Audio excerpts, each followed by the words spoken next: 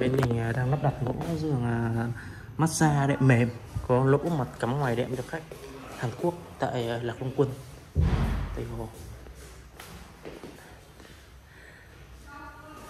Giường thì sử dụng là khung gỗ sồi, da leo, đệm mút mềm, rồi êm ái, chuyên dụng massage, vai gỗ giấy chắc khỏe, tải 3 người trên giường thoải mái.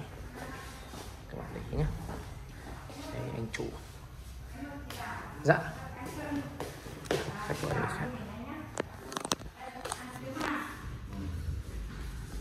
Bên này. Interior. Đây cái bên này.